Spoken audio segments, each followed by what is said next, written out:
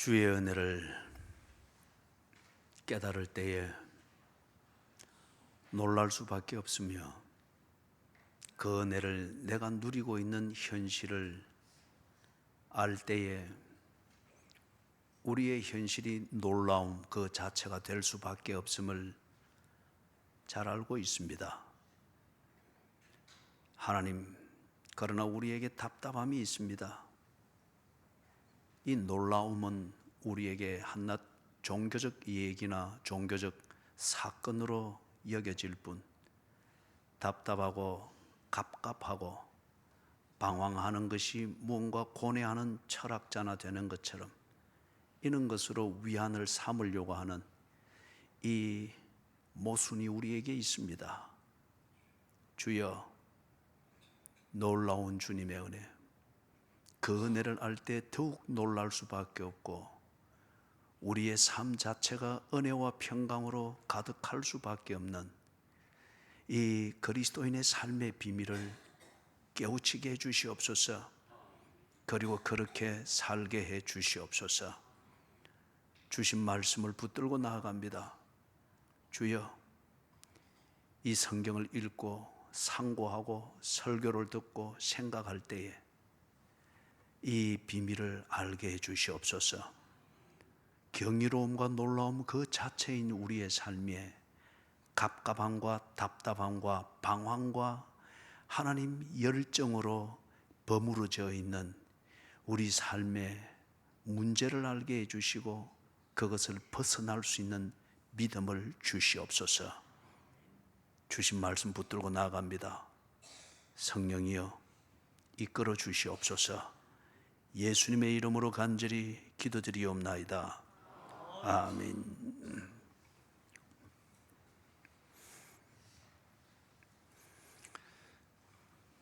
그리스도인이 누구인가? 지금 베드로가 이 그리스도인들에게 편지를 보내고 있습니다. 그것은 그리스도인들이 자기 사는 형편에 따라 1절에 나오는 것보다 베드로전서 1장 1절에 나오는 것처럼 사는 형편들이 다 다르죠. 그래서 그 상황이 주는 외부적 요인과 그 요인이 만드는 영향력이 다 다릅니다. 우리가 상황에 적응하면서 살아야 됩니다.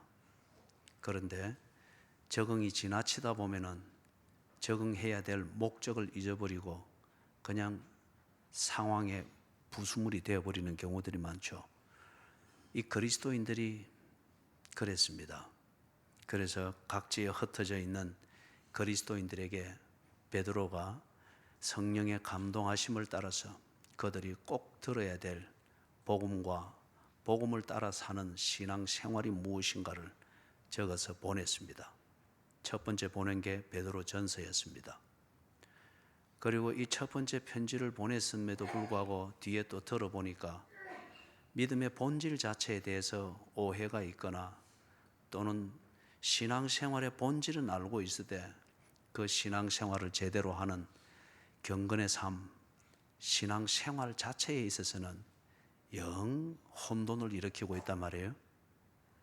그들이 믿고 있는 것은 기독교인데 사는 방식은 불교든지 이슬람이든지 금욕주의자든지 어떤 게 그렇게 되어 있기 때문에 다시 편지를 썼습니다. 그게 베드로 후서입니다.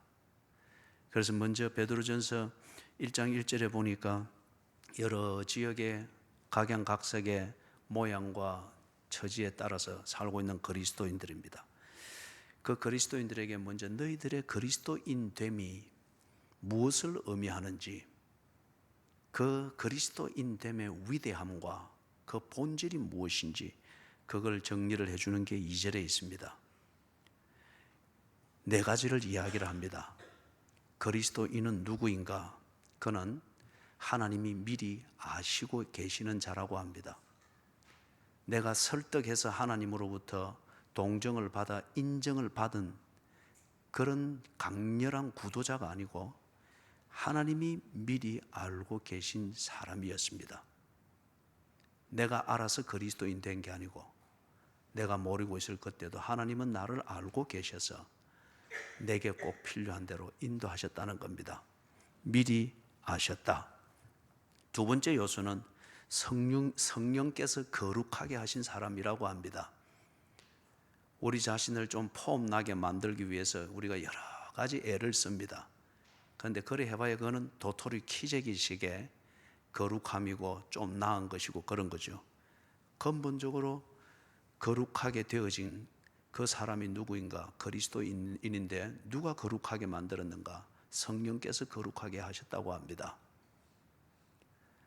우리가 도토리 키재기식에 뭐 좋은 질을 따지고 스펙을 따질 때도 어느 학교 나왔느냐, 얼마만큼 교육을 받았느냐, 어떤 가문이냐, 뭘 이런 걸 따지면서 내하고 차별화되어지고 또는 다른 사람과 차별화하려고 합니다. 거룩의 기본 개념이 차별화입니다. 차별화되어진 겁니다. 그런 차별화를 위해서, 그래서 상대적으로 나를 돋보이게 하기 위해서 학벌을 따지고 그 다음에 뭐 스펙을 따지고 가문을 따지고 심지어는 유치하게 외모까지 따지게 되죠. 그런데 그런 게 다 내보다 더 나은 사람이 있고 많이 배운 사람 앞에서 여전히 내가 추해지고 작아지더란 말이에요. 그거는 근본적인 차별화가 아니죠. 그런데 그리스도인은 누구인가? 성령께서 차별화시킨 사람이다. 그게 거룩의 개념입니다. 그리스도인은 성령께서 차별화시켰기 때문에 세상 어디에 내어놔도 그가 기죽을 일이 없고 그렇다는 겁니다. 세 번째, 그리스도인은 누구인가? 우리 번역에는 순종함과 이렇게 되어 있는데 누구에 대한 순종함인가? 예수 그리스도에 대한 순종함입니다. 이걸 좀 쉬운 표현으로 말하면은 그리스도인은 예수 그리스도를 닮아가는 사람입니다. 목적이 바뀌었습니다. 예수 그리스도가 표상이 되었습니다. 그 다음에 네 번째 요소는 뭐냐? 그리스도인은 예수 그리스도의 피뿌림을 받은 사람입니다. 여기서 예수 그리스도의 피뿌림이라고 하는 이걸 그 당시 상황에 아주 잘 이해가 되어지는 그 표현을 썼습니다. 오늘 우리가 성찬을 하게 됩니다. 예수 그리스도의 피뿌리심을 구체적으로 우리의 오감으로 경험하며 확인하는 예식이 성찬식입니다. 이걸 쉬운 말로 말해서 예수 그리스도께서 당신의 생명을 우리의 몸값으로 지불했다는 겁니다. 우리를 구속했다는 겁니다. 값을 지불하고 샀다는 겁니다. 그래서 우리가 생명을 얻었다는 거예요. 자, 그래서 그리스도인은 누구인가? 하나님의 택함을 받은 사람이다. 이걸 보고 우리가 구원이라 그리 말하죠. 택함을 받은 사람인데 이게 그냥 저절로 되어진 것도 아니고 하나님의 적극적인 판단으로 된 것도 아니고 우리의 한때의 열정으로 된 것도 아니었습니다. 네 가지가 거기에 있습니다. 아주 심오합니다. 하나님이 미리 알고 계셨다. 이걸 이사야서에서는 네 이름을 내 손바닥에 새겼다. 그래 말했습니다. 그래서 네 부모는 너를 잊을지라도 나는 너를 잊는 법이 없다. 그것은 네 이름을 내 손바닥에 새겼기 때문이다. 그리 말했죠. 그리고 우리는 세상과 구별되어진 사람입니다. 지옥과로부터 구별되어진 사람입니다. 어두운 권세로부터 차별화되어진 사람입니다. 그것은 성령께서 거룩하게 하셨기 때문이라고 우리의 사는 목적은 달라졌습니다. 그리스도인은 예수 그리스도가 표상입니다. 그분을 닮아갈 때에 그리스도인은 만족을 누리고 그분과 멀어질 때에 그분과 이질감이 생기는 현실이 있을 때에 그리스도인은 슬퍼합니다. 그리고 괴로워합니다. 네 번째, 그리스도인이 그리스도인 된 것은 어머니의 태로부터 나왔기 때문이라는 그 생명이 아니라 예수가 내게 주신 생명 때문에 내가 있다는 겁니다. 예수의 피뿌림을 받았다는 겁니다. 자, 그렇기 때문에 그리스도인이 누려야 될 은혜가 있고 평강이 있습니다. 그 그리스도인이 본질이 이렇고 가치가 이렇고 존재의 내용이 이렇기 때문에 그리스도인이 누려야 되는 은혜, 그거는 세상이 주는 것과 다른 것입니다. 그리스도인이 누리는 평강, 그것은 재물로 살 수가 없고 명예로 얻을 수 없는 그 평강입니다. 그래서 2절에 보니 너희에게 더욱 많을지어다. 하나님이 살아계시고 내게 생명을 주신 예수가 살아계시고 나를 거룩하게 하시는 성령이 지금도 나를 위하여 내 거룩을 지켜가면서 차별화, 이 경계를 성령께서 보호하고 있다고 하는 것 같으면 이 은혜와 평강은 날마다 누려져야 되는 것이죠. 이게 종교적 한 체험으로서 번쩍하고 그 여운으로 한 1년 울고 먹고 또 다 됐다 싶을 때 같이 또 하면 종교적 체험을 위해서 이런저런 몸부림을 치고 또 하면 또 되면은 그거로 또 한 1년 울고 이런 게 아니라는 거죠. 그리스도인은 2절과 같은 그런 본질과 그런 관계 속에 있기 때문에 성부 하나님, 성자 예수님, 성령 하나님과 더불어 나누는 교제, 이게 일상적이고 그분들이 풍부한 것 같으면 우리의 이 은혜와 평강이 더욱 많게 되는 것, 이게 당연하다는 것이죠. 그런데 지금 이 베드로 사도의 목양하에 있는 흩어져 있는 이 그리스도인들이 그 은혜와 평강을 누리지 못하고 있습니다.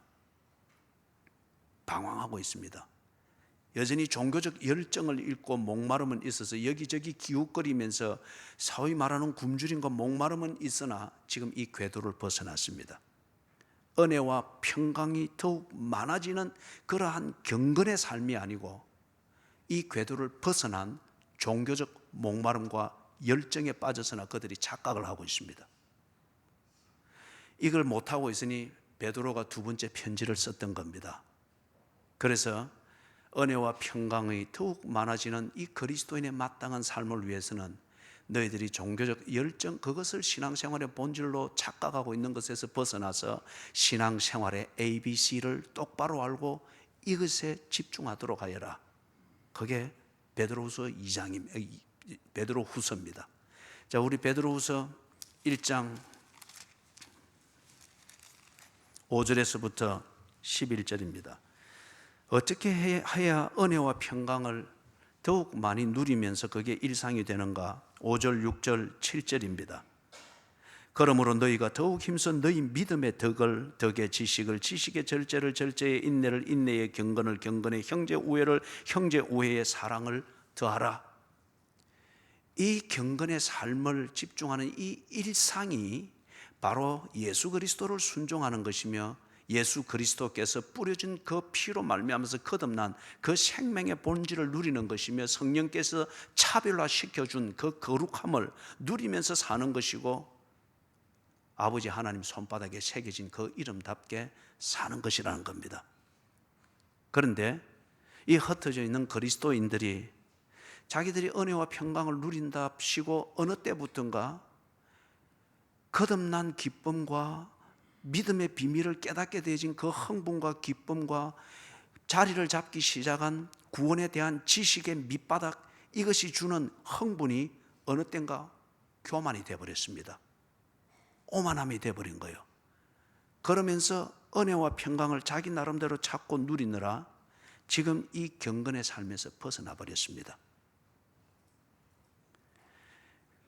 그래서 베드로가 이걸 강조하죠. 8절에 보니 이런 것이 너희에게 있어. 저기 위에서 말하는 5절, 6절, 7절의 그 경건의 삶입니다. 그 성숙되어 가는 과정입니다. 이런 것이 너희에게 있어 흡족한 적, 우리 주 예수 그리스도를 알기에 게으르지 않고 열매 없는 자가 되지 않게 하려니와, 다시 말해서 5절, 6절, 7절에서 말하는 이 그리스도인의 이런 삶이 없이는 열매가 있을 수 없다는 거예요. 9절에서 역시 강조하죠. 이런 것이 없는 자는 맹인이라. 여러분, 우리가 구원의 비밀을 깨닫고 거듭남을 확신하게 될 때 흥분입니다. 놀랍다 주님의 그 은혜, 흥분입니다. 그런데 여기에서 5절, 6절, 7절과 같이 그리스도를 순종하는 이 삶에 꾸준히 그 평강을 누리는 그 일상의 삶을 유지하지 못하게 될 때에 9절처럼 됩니다. 여전히 종교적 흥분은 있습니다. 열정은 있습니다. 그런데 이때에 믿음이 앞서는 것이 아니라 의욕이 앞섭니다. 앞에 좀 이따 1장에 가서 보게 되겠습니다만 주께서 주신 산 소망이 우리를 끌어가는 자리에 있는 것이 아니라 충족을 채우고 좀 좋은 의미에서 주를 영화롭게 하고자 하는 우리의 열정과 의욕이 맨 앞에 서버린단 말이에요. 이럴 때에 이게 나도 모르는 사이 궤도를 벗어나 버린 겁니다. 그래서 9절 이런 것이 없는 자는 맹인이라 멀리 보지 못하고 그의 옛 죄가 깨끗하게 된 것을 잊었느니라. 교회 역사에서 아주 맹위를 떨쳤던 그러한 이단들, 유사 기독교, 그것은 다 9절과 같았습니다. 예를 들면 우리 1960년대에 한국 교회를 아주 뒤흔들어 놓았던 전도관의 시초자 박태선 장로, 대단했습니다. 그의 거듭남의 확신과 구원의 확신을 설교함과 소위 말해서 능력으로 그것을 증명하고 보여주고 그 부흥에는 대단했습니다.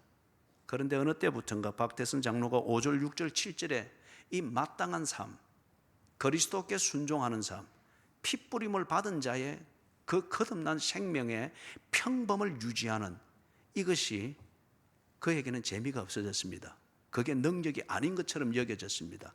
자기 방식의 능력을 더욱더 행하면서 박태선 장로가 발을 씻은 그물로 손을 씻고 마시면은 불임하는 태도 열려서 아이를 베게 되고 병도 낫는다는 이게 막 번지면서 자기 발 씻은 물을 마시게 하는 어떤 이런 능력을 행함으로써 자꾸 집중이 되어졌죠.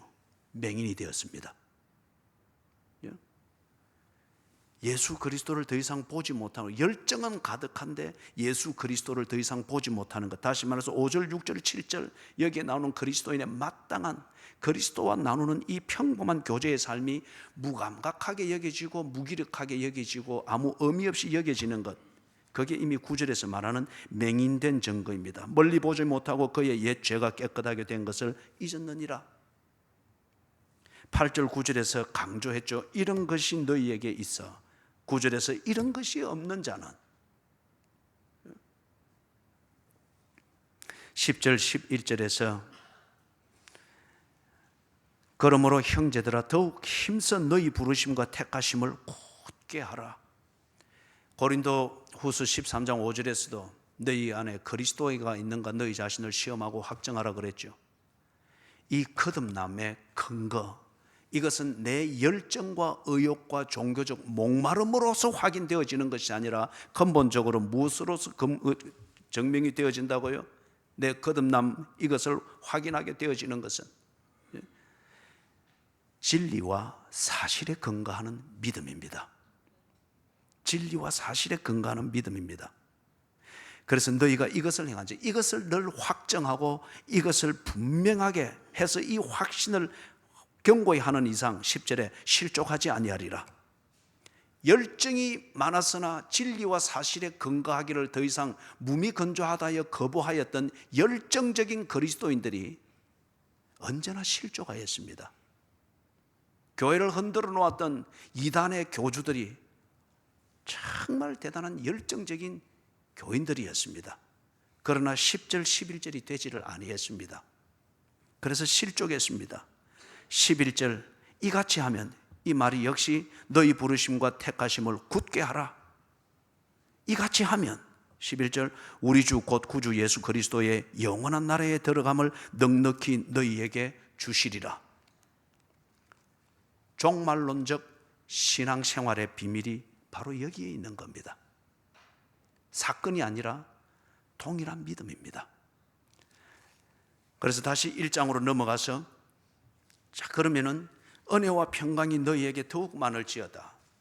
이걸 위해서 베드로후서 1장에서 어떻게 하면은 은혜와 평강이 더욱 많은 그리스도인의 마땅한 삶을 사는가, 믿음의 덕의 지식을, 지식의 절제를, 절제의 인내를, 인내의 경건을, 경건의 형제 우애를, 형제 우애의 사랑을 더하라. 그리스도를 순종하고 그리스도를 닮아가는 그리스도인의 전인격적 성숙을 추구하는 이것이 바로 능력이고 신앙생활의 본질인 것을 가르쳐 주었습니다.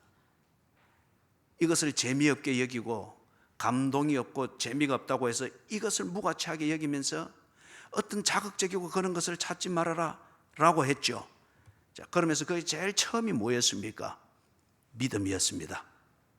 은혜와 평강, 이것이 너희에게 더욱 많도록 하기 위해서 해야 될 경건의 생활 중에서 제일 첫 번째가 뭐냐? 믿음. 왜 그렇느냐? 믿음이 기초이기 때문에 그렇습니다. 기초가 없이는 어떤 건물을 화려하게 지어도 그것이 무너지는 것은 높은 만큼 무너짐이 더 심하게 되는 것이죠. 그래서 기초는 믿음이어야 한다고 합니다. 그래서 이 믿음, 이걸 3절에서부터 9절 여기서 정리를 했습니다. 먼저 3절, 4절, 5절에서 믿음의 본질이 무엇인가, 무엇을 믿어야 하는가, 그리고 그 믿음 때문에 우리가 현실적으로 치료해야 될 대가가 무엇인가, 이런 것에 대해서 설명을 하고 있습니다. 먼저 3절, 4절, 5절에서는 무엇을 믿어야 되는가, 조금 전에도 이야기했죠. 믿음은 사실과 진리에 근거해야 됩니다. 믿음은 감정에 근거해서도 안 되고, 믿음은 내 의욕에 근거해서도 안 되고, 믿음은 인간관계에 근거해서도 안 됩니다. 믿음은 지금 현실적 필요에 따른 긴장감에 의해서 만들어진, 그거는 종교적 주술입니다. 믿음은 열정이 아닙니다. 믿음은 진리와 사실 위에 서 있는 내 위치입니다. 그래서 3절, 4절, 5절에서 어떤 사실, 어떤 진리 위에 서야 할 것인가를 3절에서 먼저 이 얘기를 합니다. 3절 중간에 그의 많으신 긍휼대로 예수 그리스도를 죽은 자 가운데서 부활하게 하심으로 말미암아, 예수 그리스도와의 관계입니다. 예수 그리스도의 그 죽으심이 곧 나를 위한 죽으심이다. 예수 그리스도의 부활이 예수 안에 있는 내 생명의 본질과 현실을 증명해 주는 것이다. 그것을 지금 보여주는 겁니다. 그것으로 말미암아서 어떻게 됐다고요? 우리를 거듭나게 했다. 그리스도인은 거듭난 사람입니다. 육체의 생명 가운데에서 도덕적으로 아주 고상해져 있는, 상당한 수준까지 고상해져 있는 그걸 그리스도인이라 말하지 않습니다. 그런 사람은 성경을 읽고 예배를 드리고 교회 생활을 통해서 도덕적으로 많이 따듬어지고, 그 다음에 좋은 마음 가지고, 그리고 착하게 살아야지, 이것은 여전히 그리스도의 이 본질, 그리스도인됨의 이 본질을 알도록 하기 위해서 기회가 더욱더 많이 주어진 것입니다. 그래서 예수 믿는 부모 아래서 태어나고 그 가정에서 자라는 사람은 정말 대단한 특권을 가지고 태어난 겁니다. 그러나 그가 아직 그리스도인은 아닙니다. 예수의 죽으심과 부활을 알게 되어지고 그것의 의미를 깨닫게 되어지고, 깨달은 그것을 내가 구체적으로 실존적으로 경험할 수 있도록 주는 그 중요한, 남이 누리지 못하는 그 환경과 기회가 뭐냐? 예수 믿는 가정에서 태어나 자라고 있다는 것이죠. 또는 교회를 다니면서 이런 것을 배우고 저런 것을 듣고, 또는 도덕적으로, 그리고 마음과 생활의 습관을 고쳐가면서 점점 착하게 변해가고 성숙해 가는 것, 그것 역시 바로 이 비밀을 깨닫도록 한 걸음 한 걸음 다가가고 있는 것입니다.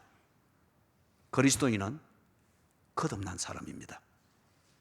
예수의 생명을 가지고 새롭게 태어난 사람이 그리스도인입니다.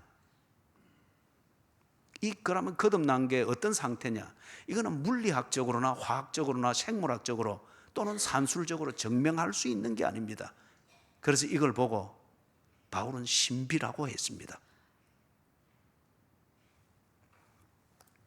논리에 있어서의 신비는 회의로 빠집니다.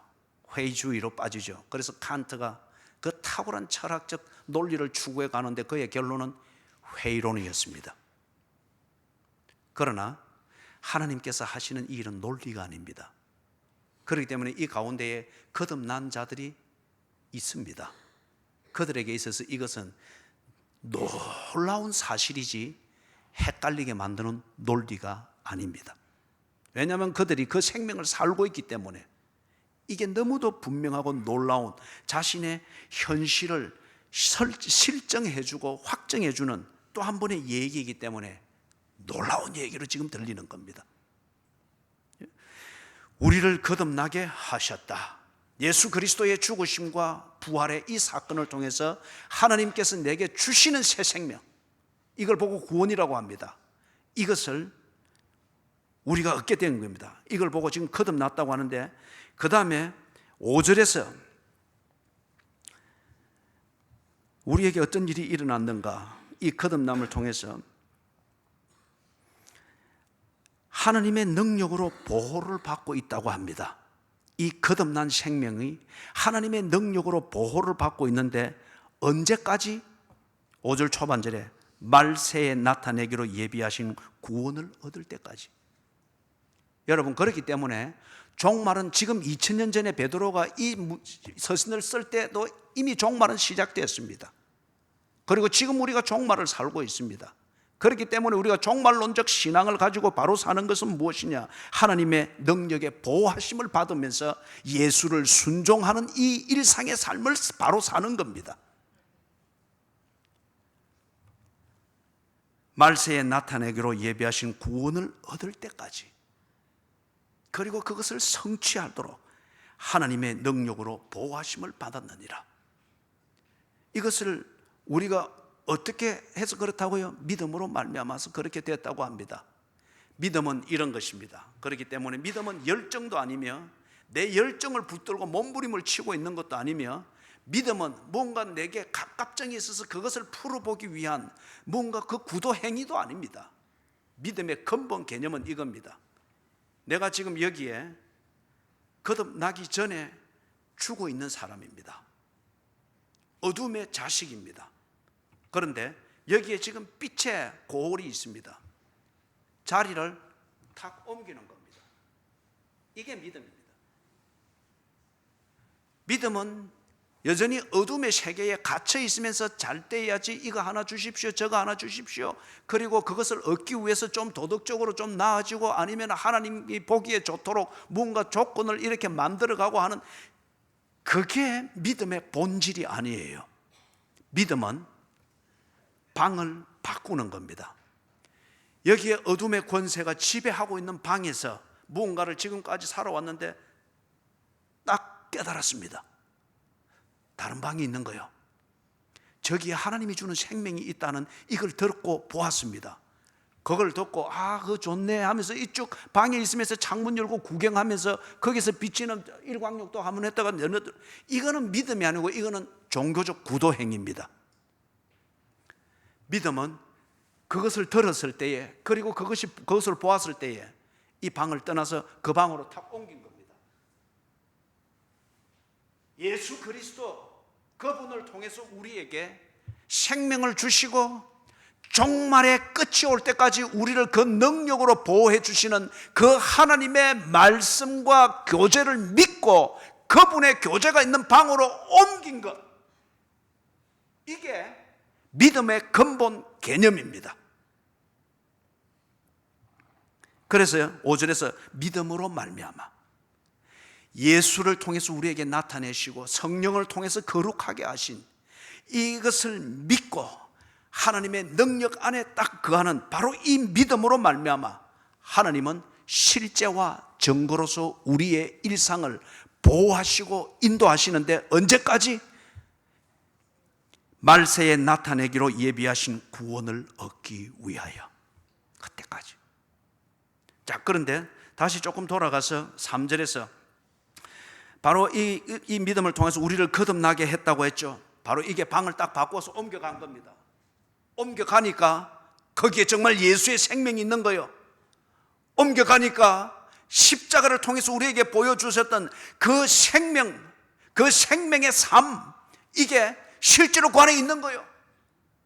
그걸 믿고 딱 가보니까 이거 아무것도 없네, 이게 아니고 믿음으로 그 방으로 딱 옮겼는데 들어가보니 쫙 있는 거예요. 그래서 그 안에 있는 것 두 가지를 이야기를 합니다. 첫째, 3절 마지막 부분에 산 소망이 있게 하시며, A living hope. 대개는 세상이 주는 이 소망이라고 하는 것은 개념이고 관념입니다. 그리고 아이콘, 상징입니다.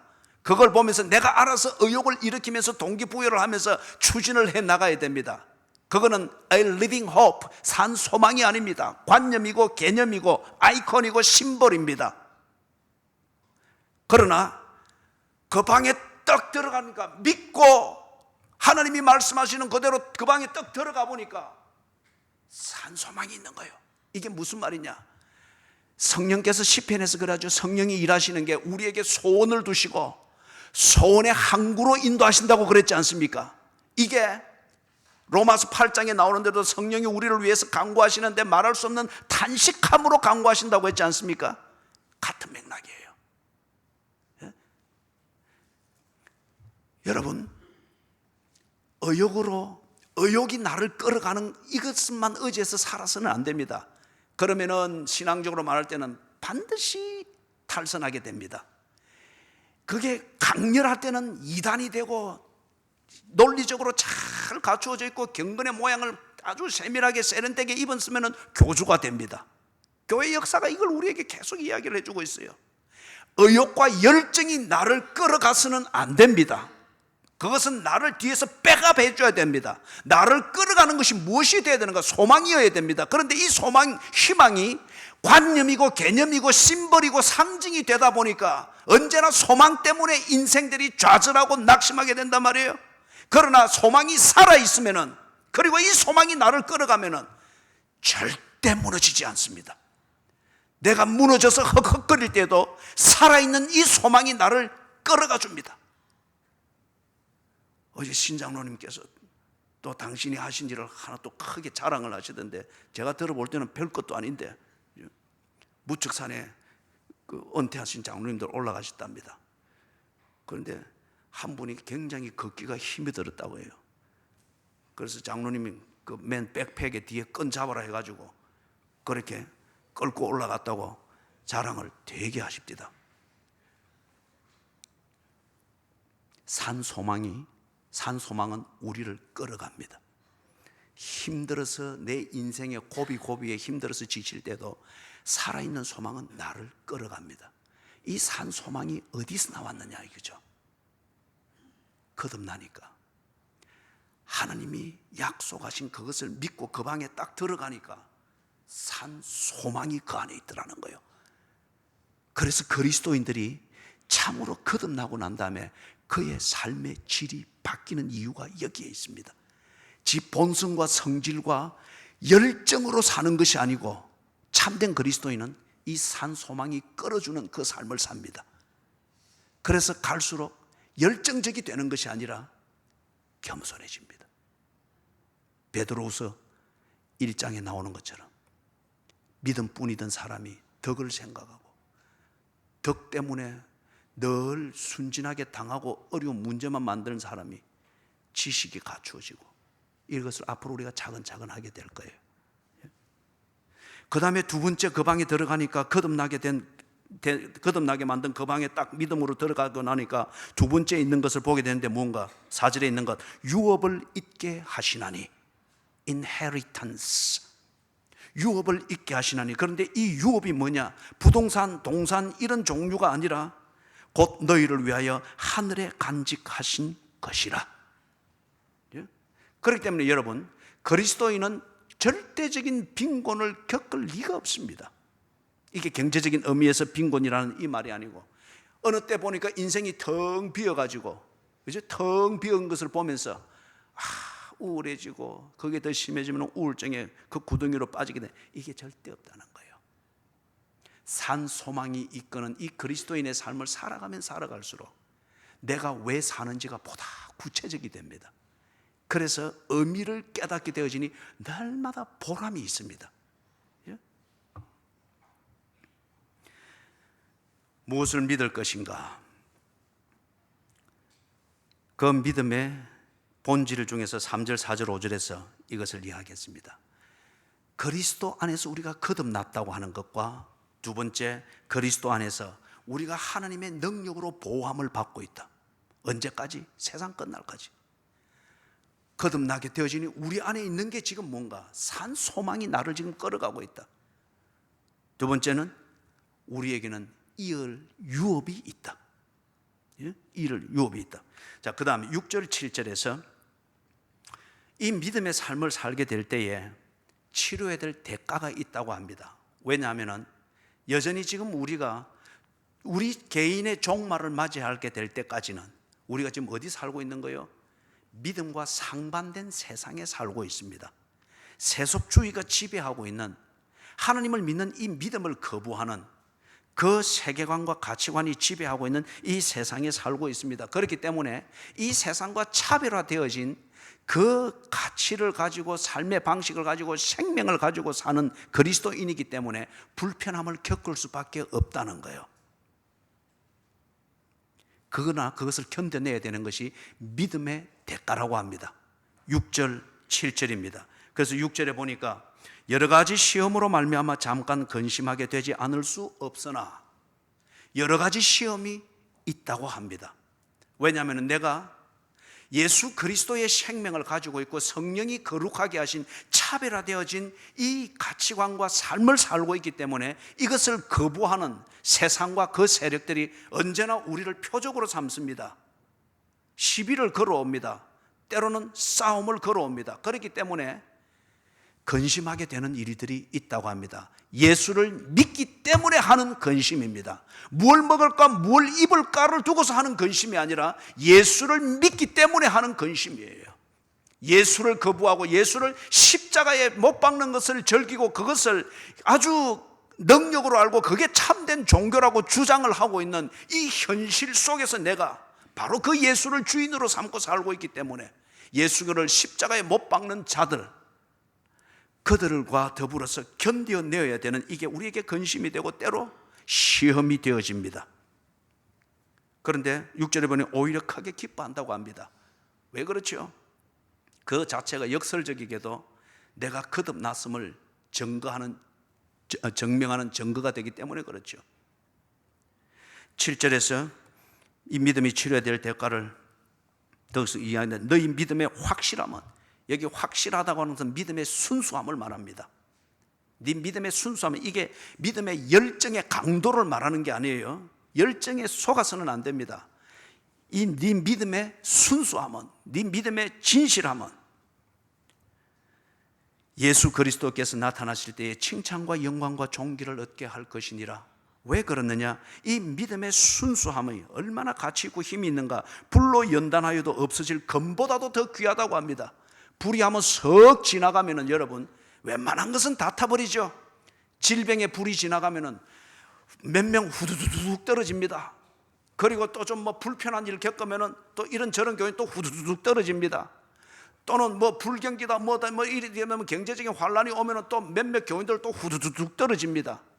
불이 지나가면은 지푸라기와 같은 것, 거듭났다고 생각하였으나 거듭나지 못했던 지푸라기와 같은 그 교인들이 후두둑 떨어지는 거예요. 다 없어지는 거예요. 그러나 검은 타지 않습니다. 검은 오히려 불에 연단되어지면 연단되어질수록 순도가 높아지니까 검은 더욱더 빛이 납니다. 참으로 거듭나서 산 소망의 이끌림을 받으면서 그 세월을 보내면 보낼수록 내게 약속되어진 인헤리턴스, 유업에 더욱더 가까워지는 것을 알고 즐기는 사람들은 내가 그리스도인이기 때문에 당하는 시련, 이것으로 인해서 몸은 불편하여 근심하나 우리의 영혼은 기뻐합니다. 왜냐하면 이걸 통하여서 예수 그리스도께서 나타나실 때에 칭찬과 영광과 존귀를 얻게 할 것이니라. 참된 믿음, 순수한 믿음, 진실한 그리스도인, 그는 결코 이 세상이 주는 시험과 이 세상에서 살아가는 신앙생활 때문에 겪는 어려움, 이것 때문에 추해지거나 몰락하거나 불명예스럽게 되는 법이 없습니다. 예수를 순종하기 위해서 이웃을 구제하느라고 때로 내 재산이 손해를 볼 수가 있고, 때로 그것이 기회를 주기 위해서 했던 게 사기를 당하는 어려움을 겪을 수 있을지는 모르나, 그러나 그것 때문에 그리스도인이 추해지거나 불길에 타 없어지는 지푸라기 같이 아무것도 아닌 것으로 되는 법이 없습니다. 시편 37편에서 분명히 그리 말했죠. 의인의 자식이 걸식함을 보지 못하였도다. 예수 그리스도께서 나타나실 때에 우리 밥상에서도 나타나실 것이고 잠자리에서도 나타나실 것이고 실형 가운데 있는 그 투병 생활하는 병상에서도 나타나실 것이고 임종시에도 나타나실 것이고 내 살아있는 동안에 예수님이 재림하시는 것 같으면 나타나실 때에 내 진정성과 내 믿음, 하나님의 말씀과 약속을 믿고 그 방에 들어가 있는 나의 이 믿음을 존귀하게 하실 것입니다. 주의 이름을 부르며 예수를 위하여 사는 이 목마름을 가지고 살았던, 이름은 없으나 참 나름대로 진실하게 살았던 교인들이 비록 중병을 얻어서 말기암을 앓다가 임종을 하는 그 자리에서도 기지개를 차고 배설물을 받아내고 하고 앙상한 몰골은 앙상하지만 그의 마지막 말 한마디와 그리고 천국을 우러러보는, 황달에 끼어서 눈빛은 노랗지만은 그러나 천국을 우러러보며 마지막 숨을 내쉬며 주님을 찾으며 주님을 천국을 우러보던 그 눈빛 절대 추하지 않았습니다. 서대반이 돌에 맞아 죽을 때 돌무덤 속에 묻혀가면서도 서대반은 영광스러웠습니다. 돌질을 하면서도 그들이 부끄러워했고 두려워할 정도로 서대반이 돌에 맞아 죽으면서도 그는 영광스러웠습니다. 예수 그리스도께서 나타나실 때에 칭찬과 영광과 존귀를 얻게 할 것이니라. 이게 믿음의 가치입니다. 이 믿음을 가지고 이 믿음을 아는 자들이 6절 7절에 나오는 것 같은 이 믿음의 대가를 이 현실에서 치르면서 사는 겁니다. 8절 9절, 이 믿음의 현실성이고 현재성입니다. 여러분 8절에 참 심오한 얘기를 하고 있습니다. 거기 두 가지 시제가 나오고 있죠. 예수를 너희가 보지 못하였으나, 거듭나는 그 단계에서 예수를 보지 못했습니다. 지금 이 사람들이 예수께서 죽었다가 부활한 다음에 성천하셨잖아요. 그 뒤에 한 40년이 지나면서 사도들을 통해서 들었고 또 다른 교인들을 통해서 들었고 이런저런 소문을 통해서 들었고 그리고 교회를 가서 일어나는 일들과 설교를 통해서 들으면서 성경을 읽으면서 예수를 깨달은 겁니다. 예수를 보지 못하였으나, 네 눈으로 보지 못하였으나 사랑하는도다. 어떻게 사랑하느냐 말이에요. 어떻게 예수를 사랑해서 이 간밤에 여기서 지나고 참 주일날 교인들에게 식사를 대접할 것이라고 새벽처럼 일어나서 절거이 봉사하고 어그러지는 그 몸을 추스리면서 절거이 봉사하고, 그렇게 어떻게 예수를 사랑합니까? 예수를 보지 못했는데. 그 다음에 두 번째 시제가 나오죠. 이제도 보지 못하나. 이 서신을 받으면서 읽고 있는 지금도 예수를 본 베드로가 증언하고 증거하고 있는 이 글을 읽을 뿐, 베드로가 증언하고 있는 예수를 그들의 눈으로 지금도 보고 있는 것은 아니라는 거예요. 그러나 믿고 말할 수 없는 영광스러운 즐거움으로 기뻐하니. 제 눈으로 예수를 보지 못했습니다. 그러나 저는 제 눈으로 예수를 보지 못한 이게 저한테 아무런 문제가 되지를 않습니다. 아무런 문제가 되지 않습니다. 주일이 얼마나 기다려지는지, 주일날 부를 찬송가를 선곡하는 그 시간이 얼마나 흥분되는지, 때로 주일날 예배 시간에 부를 찬송가 한 곡을 선곡할 때 한 2시간이 걸려요. 불러보고 혼자서 춤추고 혼자서 박수도 쳐보고. 이제도 보지 못하나 믿고 말할 수 없는 영광스러운 즐거움으로 기뻐하니. 9절에서 또 다른 시제가 나옵니다. 믿음의 결국 곧 영혼의 구원을 받음이라. 현재 진행형, 미래를 포함한 현재 진행형입니다. 사랑하는 여러분, 말씀을 정리합니다. 8절 9절에 근거해서 이렇게 정리할 수 있을 겁니다. 믿음은 진리와 사실에 근거한 내 위치입니다. 내 열정이 아니고 또는 내 나름대로의 구도의 그런 어떤 그런 긍박성도 아니고 진리와 사실에 근거해서 내 위치를 딱 정하는 겁니다. 그 진리와 사실은 어디서 주어지는 겁니까? 성경입니다. 성경입니다. 성령의 체험, 그것도 성경으로 검증이 되어져야 됩니다. 내 나름대로의 확신, 그것도 성경에서 말하고 있는 진리와 사실에 근거해서 검증이 되어져야 됩니다. 그렇기 때문에 요한복음 5장 39절에서 예수님께서 친히 말씀하셨죠. 너희가 성경을 상고하거니와 이 성경이 내게 대하여 증거하는 것이로다. 요한복음 14장, 15장, 16장에서 성령, 보혜사 성령께서 하실 일을 말씀하시는데도 불구하고 그 성령께서 하실 일의 요점이 뭐였죠? 그가 오면은 내게 대해서 증거할 것이니라. 진리와 사실, 성경이 예수를 중심으로 하여 성부 하나님과 성령 하나님 그리고 예수 그리스도의 하신 일을 증거하고 그게 오늘 내게 어떤 의미가 있는가를 정리하는 성경에서 말하고 있는 진리와 사실에 근거하여서 내가 그 약속대로 하나님이 약속한 그 방으로 위치를 딱 옮겨서 그 안에서 거하는 것, 이게 믿음입니다. 그렇기 때문에 여러분, 다시금 강조합니다. 내 종교적 열정 또는 어떤 체험을 하고 난 뒤 아니면은 무언가에 대한 목마름과 굶주림, 이것이 일으키는 열정과 그 의지와 의욕, 이게 나를 끌어가도록 만들어서는 안 됩니다. 반드시 잘못됩니다. 진리와 사실에 근거하십시오. 그래서 그 진리와 사실이 내게 가르치는 것 중에 베드로가 이 흩어진 그리스도인들에게 강조했던 것은 믿음의 덕을 쌓아라. 덕의 지식을 쌓아라.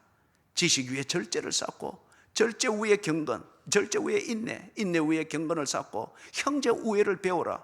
그래서 사랑이 무언가를 배우도록 하여라. 믿음입니다. 이 믿음의 실제가 증명이 되죠. 앞에서 우리가 세계의 시제가 거기에서 뭉뚱그려서 나오고 있는 것을 통해서 보았던 것처럼 이 믿음의 실제, 예수께서 나타나실 때에 칭찬과 영광과 존귀를 얻게 하는 이 실제, 우리를 거듭나게 하는 이 실제, 그리고 우리가 이을 유업이 있게 하는 이 믿음의 실제, 그래서 거듭난 생명이 당연히 누리게 되는 산 소망이 이끌어가는 그 삶, 유업이 있게 하는 그 삶, 이 믿음의 실제를 우리가 언제나 확인을 하게 됩니다. 날마다의 경건의 생활, 이 생활을 통해서 확인을 하게 되어지죠. 이 부분에 대해서는 우리가 뒤에 덕, 경건, 어떤 이런 부분들을 다룰 때 좀 더 구체적으로 정리를 하게 될 겁니다. 히브리서 11장에서 믿음을 정의할 때에 믿음은 바라는 것들의 실상이요 보지 못하는 것들의 증거니라. 딱 맞는 말입니다.